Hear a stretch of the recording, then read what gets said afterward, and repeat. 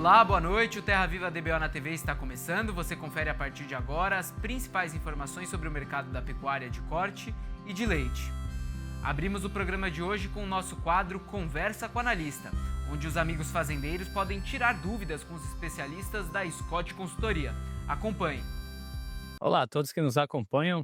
Sou Pedro Gonçalves, engenheiro agrônomo, analista de mercado da Scott Consultoria.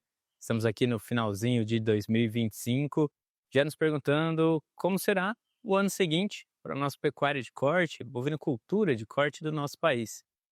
Bom, mas para isso a gente precisa entender um pouco do que foi esses últimos anos, como está sendo 2025 e o que a gente já está preparando aí, pelo menos para os primeiros passos para 2026 e o que a gente espera ao longo do ano como um todo. Bom, 2025 foi um ano de abates recordes. Nós estamos falando aí de um volume muito próximo a 40 milhões de cabeças abatidas, superior ao que foi 2024, com 39 milhões de cabeças abatidas aproximadamente. Ou seja, o cenário de oferta foi bastante positivo. Porém, a cotação da arroba do boi gordo, ela não se enfraqueceu mesmo com essa oferta maior. Isso porque as demandas foram bastante sustentadas ao longo do ano, principalmente exportação. Estamos falando de 2025, que foi o ano recorde de exportação de carne bovina, superou inclusive em volume desde novembro o ano de 2024, o recorde anterior, em faturamento desde outubro. Isso porque os preços pagos vieram em alta, refletindo aquele cenário pós-2022, quando os preços se aproximavam de 5 mil até 6 mil dólares a tonelada, aproximadamente, que foi justamente o que a gente viu para 2025. Os preços muito próximos a 5.600 dólares, com volumes de exportação extremamente altos. Pela primeira vez, passamos os volumes de 300 mil toneladas mensais exportadas. Tivemos aí 2 meses que foram os recordes, né, primeiro e segundo lugar, em questão de volume histórico exportado do nosso país. E estamos caminhando para mais recorde ainda. Finalizando dezembro, teremos aí a possibilidade de ver qual será esse volume recorde para a nossa exportação, que deve ficar muito próximo das 3,9 milhões de toneladas de carne bovina exportadas in natura pelo nosso país, segundo até mesmo os dados do USDA. E aí, o que a gente aponta para 2026 nesse compasso do que a gente está vendo para 2025? Bom, a participação de fêmeas, ela deve começar aumentando nos primeiros meses, tendo em vista a estação de monta passada aqui em outubro de 2025. A participação de fêmeas, ela costuma crescer para esses próximos meses, porém, deve ser em um volume bem menor do que o observado para 2025. Talvez não tão menor assim, mas ainda assim uma participação razoavelmente menor do que foi para esse ano. Isso porque a reposição começa a se valorizar para esse momento. Os preços estão mais altos, está valendo a pena em fazer o investimento da reposição, por isso o produtor tende a segurar as fêmeas dentro da sua propriedade para justamente fazer a produção desses bezerros para os próximos anos. E isso deve direcionar o que a gente tem de preços para a arroba do boi gordo. Por quê? 2026 deve ser um ano que a demanda também deve vir bastante forte. Estamos falando de um cenário internacional de uma menor disponibilidade de carne bovina do que foi até mesmo para 2025, tendo em vista que os maiores produtores de carne bovina passam pelo mesmo momento do ciclo pecuário, onde nós devemos ter aí uma redução da oferta de boiadas para 2026, ou seja, uma produção um pouco mais leve. Porém, a demanda ela deve permanecer bastante firme para esse momento. Estamos falando aí de países como Estados Unidos e China, que têm seu apetite por carne bovina crescendo nesses últimos anos e não deve ser diferente para 2026. Porém, uma menor oferta de boiados, uma menor oferta de carne bovina para o cenário internacional deve trazer uma competição de preços bastante interessante. Também para o mercado interno no Brasil, né, que a gente não pode destacar, tendo em vista que a nossa produção ela é absorvida por 60% aproximadamente do nosso mercado interno, a gente tem um cenário de 2026 bastante positivo. É um cenário que teremos 2 estímulos econômicos, estamos falando aí de eleições, período que acaba movimentando bastante a economia do nosso país, e também a questão da isenção de imposto de renda para pessoas que recebem até 5 mil reais. E também teremos em 2026 um estímulo cultural que a gente chama aqui, que seria justamente a Copa do Mundo, que vai acontecer nos países México, Estados Unidos e Canadá. Então, a Copa do Mundo nesses 3 países, porque o churrasco não deve ser brasileiro. Então, o que estamos desenhando para 2026? Um cenário de menor oferta de boiadas, uma menor produção de carne, mas com demandas aquecidas que devem trazer sustentação e preços firmes, tanto para a cotação da arroba do boi gordo, quanto para a cotação dos bovinos de reposição. Bom, pessoal, o que eu tinha para trazer hoje era isso. Mais uma vez, muito obrigado a todos. Boa saúde, boas festas e um ótimo 2026 para todos nós. E olha, se você tiver alguma dúvida que requer a resposta de um especialista, a gente está à disposição para te ajudar. Aponta a câmera do seu celular para esse QR Code que está aparecendo na sua televisão e ele vai te direcionar direto para o nosso WhatsApp. Manda uma mensagem lá para a gente no número 11 9 4174 0716. Eu vou repetir, 11 9 4174 0716. E olha, no próximo bloco, a gente vai fazer um rápido intervalo, mas no próximo bloco você vai rever uma entrevista que eu fiz com o Hélio Moro para falar aí de problemas parasitários com o rebanho. O Terra Viva DBO na TV volta já, não sai daí. Impresso ou digital? Se você quer o melhor conteúdo para a pecuária, fique com os dois. Tenha sempre seus exemplares da DBO à disposição, no escritório, na caminhonete ou ao alcance de seus colaboradores na fazenda. DBO é fonte de conhecimento, reportagens de campo, matérias, artigos e análises de mercado. Entre lá na nossa loja no portal DBO e faça sua assinatura impressa e digital ou só digital. Impresso ou digital? Se você quer o melhor conteúdo para a pecuária, fique com os dois. Tenha sempre seus exemplares da DBO à disposição, no escritório, na caminhonete ou ao alcance de seus colaboradores na fazenda.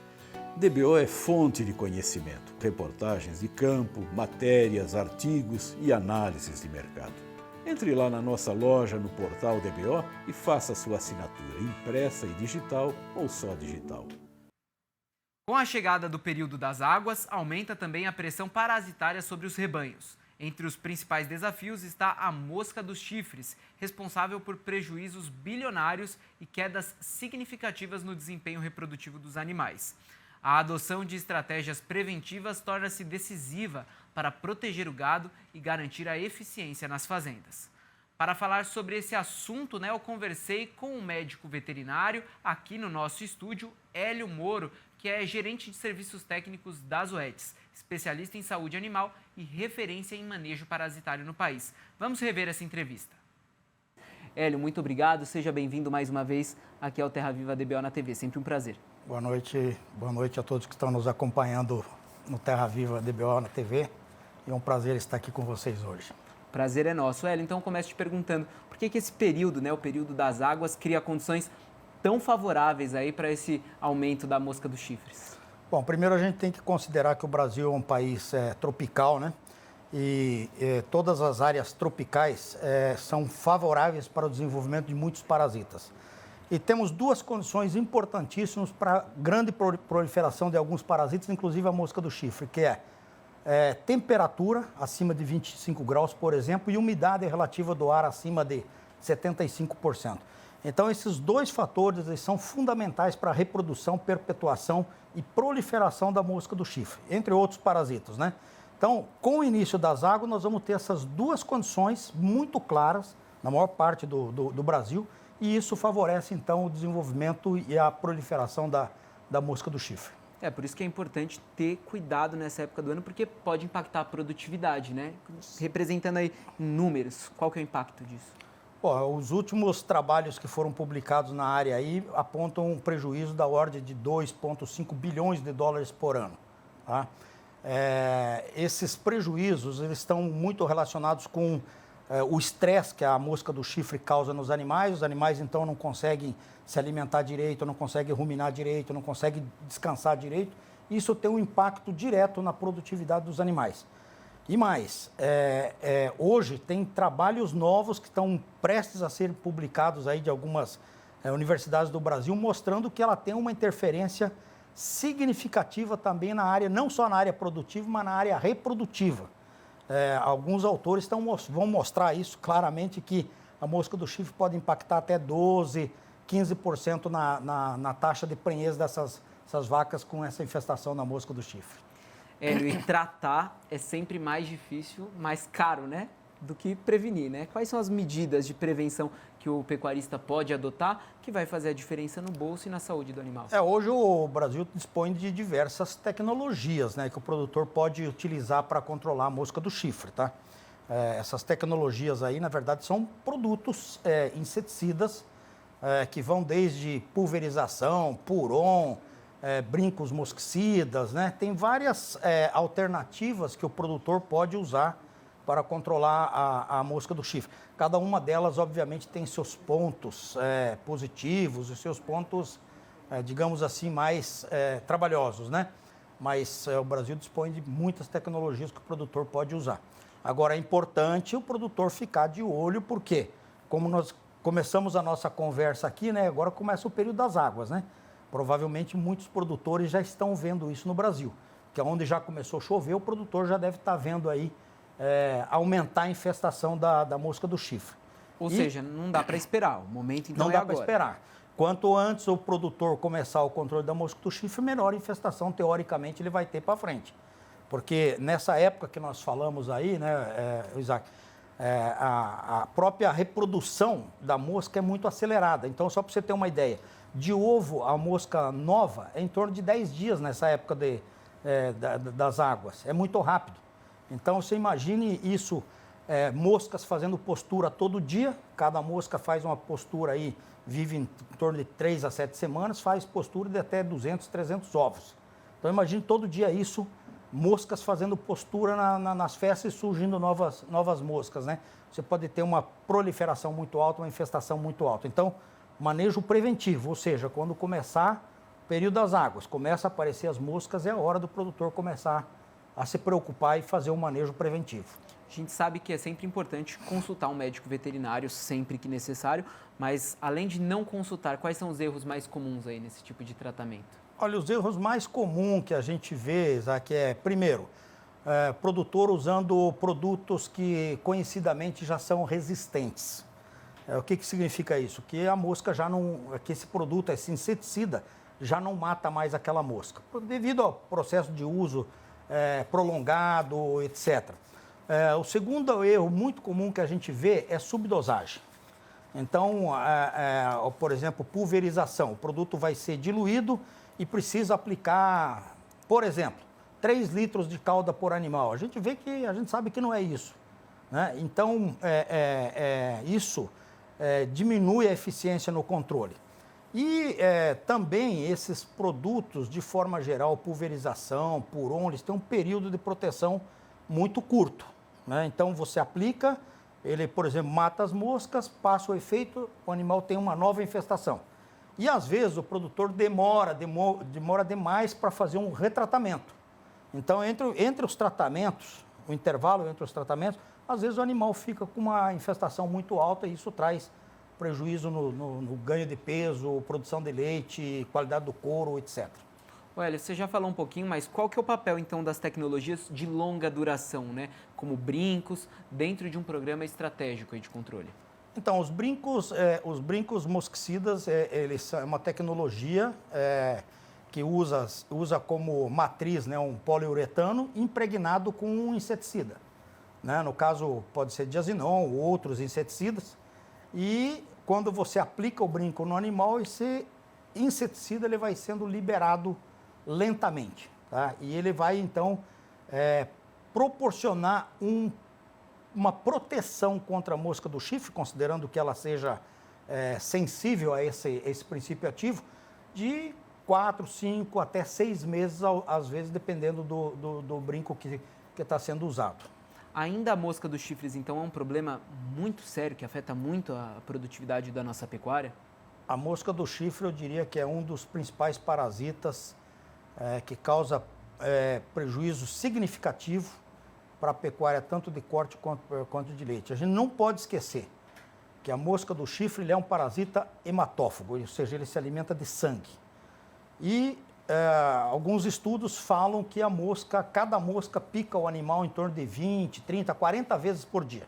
Então você imagina um animal com 100, 200, 300, 400, 500 moscas, o incômodo, o estresse. Todas as pessoas que viram um animal infestado por mosca de chifre conseguem ver o incômodo que ela causa para o animal. O animal deixa de beber água, deixa de se alimentar, deixa de ruminar e fica tentando se livrar dessa mosca. Então ele gasta energia para se livrar da mosca, ele não se alimenta direito e isso tem um impacto direto. Esse estresse causa um impacto direto no bem-estar animal e, consequentemente, na produtividade dos animais. Perfeito. E tem também aquela questão da carência zero, né, para carne e para leite, que é um diferencial importante. Explica para a gente o que é essa carência zero e de que forma, então, ela contribui para a gestão da propriedade. O brinco mosquicida, pelo menos o top tag, né, ele tem um período de carência zero. O que significa isso?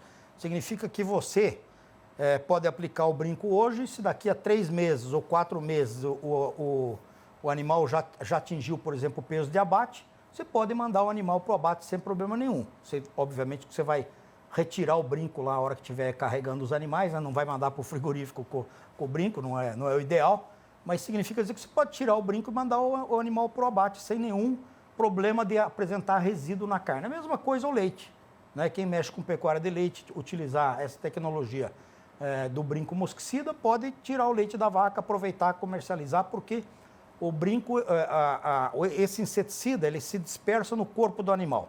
Ele não é absorvido, então não vai para a carne e não vai para o leite. Significa dizer que você pode utilizar em vários momentos da sua atividade pecuária de corte ou de leite. E como que tem sido, então, Hélio, a adesão do produtor a essa tecnologia? De fato, ele tem conseguido ali integrar essas tecnologias, monitorar o rebanho de forma eficiente? Então, essa é uma situação bastante interessante, porque eu sempre falo que o produtor rural deveria ter, cada fazenda deveria ter um calendário sanitário muito bem desenhado, né? Para a atividade pecuária, para onde ele está localizado, que tipo, se é gado de corte, gado de leite. E dentro desse calendário sanitário, ele poderia integrar várias tecnologias. Eu vou dar um exemplo.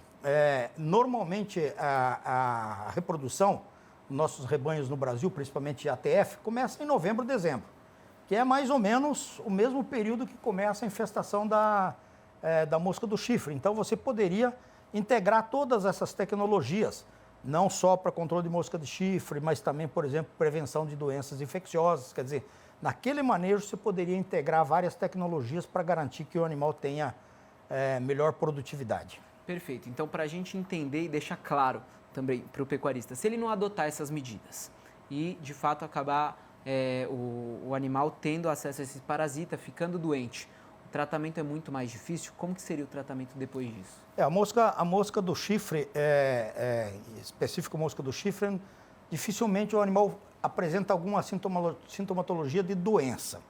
A mosca do chifre causa um estresse muito grande e causa um impacto na produtividade. Então, se o produtor não fizer o tratamento, com certeza ele vai ter um animal que vai se desenvolver menos, um animal que vai ganhar menos peso. Aliás, alguns estudos no Brasil mostram que, num período de 5 meses, o animal deixou de ganhar 20 quilos por causa da mosca do chifre. Então, se ele não adotar essas tecnologias, consequentemente, você tem um efeito direto na produtividade e, consequentemente, na lucratividade do teu negócio, tá? Assim como outras doenças, por exemplo, as clostridioses, né? Se você não faz a prevenção, aí sim o animal pode ficar doente, pode morrer, e isso afeta de forma direta a produtividade das fazendas. Perfeito. Diante disso, então, para a gente fechar, qual que é a mensagem principal para o produtor que deseja reduzir as perdas e garantir bem-estar ao rebanho durante esse período de águas? Acho que uma dica que a gente poderia dar é que o produtor tenha um plano estratégico de controle dos principais parasitas que ocorrem nessa época do ano, aí, na época das águas, né? Então, início das águas. É importantíssimo prevenir contra as verminoses, é importante prevenir contra carrapato, é importante prevenir contra a mosca do chifre, né? Que são os principais parasitas que acometem os rebanhos bovinos nessa época aí. Então, se o produtor tiver um plano estratégico que prevê o uso preventivo, evitar que o animal apresente altas infestações ou fique doente, com certeza melhora demais não só o bem-estar dos animais, mas também a produtividade. E a gente sabe que produtividade está extremamente ligado com lucratividade, né? Perfeito, o recado está dado. Hélio, eu quero te agradecer imensamente pela participação aqui no nosso programa. O Terra Viva DBO na TV sempre faz questão de chamar aqui os especialistas das OETs para tirar essas dúvidas que são tão importantes para os pecuaristas. Muito obrigado, viu? Isaac, eu que agradeço. Obrigado aí pelo convite e estou à disposição de vocês aí. Boa noite aí para todo mundo aí. O Terra Viva DBO na TV volta dentro de 3 minutinhos. Não sai daí. A produção de carne no Brasil foi destaque num dia de reuniões na COP30. Especialistas debateram os desafios e as soluções da pecuária para reduzir as emissões de gases que contribuem para o efeito estufa.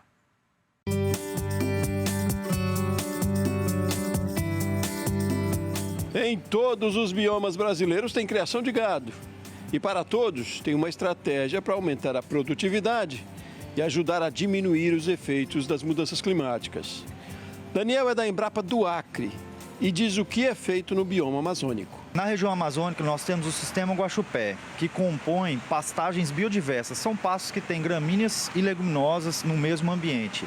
Esses pastos garantem maior resiliência, maior longevidade de pastagens e também produtividade. Nesses sistemas, a gente consegue reduzir em até 36% os gases de efeito estufa emitidos a cada quilograma de carne produzida. Roberto, pesquisador da Embrapa Gado de Corte de Mato Grosso do Sul, fala do sistema que integra lavoura, pecuária e floresta numa mesma área.